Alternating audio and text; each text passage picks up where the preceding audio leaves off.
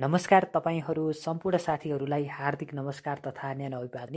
सानीघाट hydro power limited कम्पनीको आज IPO बाँडफाँड हुँदैछ र तपाईलाई कति किताब पर्ने सम्भावना छ र कम्पनीको अवस्था कस्तो छ, आइपिओ परेपछि कतिमा बेच्ने, सम्पूर्ण कुराको जानकारी म तपाईलाई यस भिडियोमा दिनेछु। भिडियो अन्तिमसम्म हेरिदिनु होला।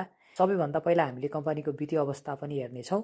यस कम्पनीको प्रति सेयर नेटवर्थ भनेको 2079-80 सालमा 124 रुपियाँ 98 पैसा रहेछ भने त्यति बेला प्रति सेयर आम्दानी 9 रुपियाँ 71 पैसा रहेछ र आर्थिक वर्ष 2081-82 सालमा आइपुग्दा कम्पनीको बुक भ्यालु 104 रुपियाँ 57 पैसा रहेछ भने प्रति सेयर आम्दानी 2 रुपियाँ 80 पैसा रहेछ।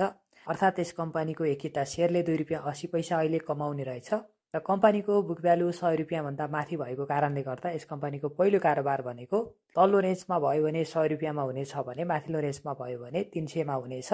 यो कम्पनीको विद्युत उत्पादन अनुमतिको बाँकी अवधि भनेको 25.3 वर्ष रहेको हामीले देख्न सक्छौं र प्रति मेगावाट लागत खर्च भनेको 22 करोड 58 लाख रुपियाँ रहेको हामीले थाहा पाउन सक्छौं।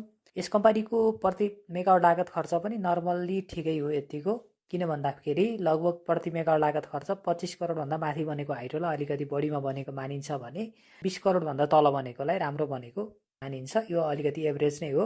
यो कम्पनीको मेगावाट भनेको 38.46 मेगावाट छ उत्पादन क्षमता भनेको, यो पनि हामीले राम्रै देख्न सक्छौं र कम्पनीको सप्लाई अलिकति कम हुने भएको कारणले गर्दा र अहिले बजारमा आइपिओ को मूल्य सुरुमा लिस्टिङ हुने बित्तिकै राम्रो मूल्य जाने भएको कारणले गर्दा यो कम्पनीको पनि प्रति किता 1000 रुपियाँ जस्तो हामीले पुग्न सक्ने देख्न सक्छौं र तपाईले प्रति किता 1000 भन्दा तल चाहिँ नबेच्दा उपयुक्त हुनेछ। जुन दिन सप्लाई आएर झर्न थाल्छ त्यही दिन बेच्नु होला, हेर्न चाहिँ हेरिराख्नु होला यो कम्पनीलाई पनि। अब आइपिओ को बारेमा चर्चा गरौँ।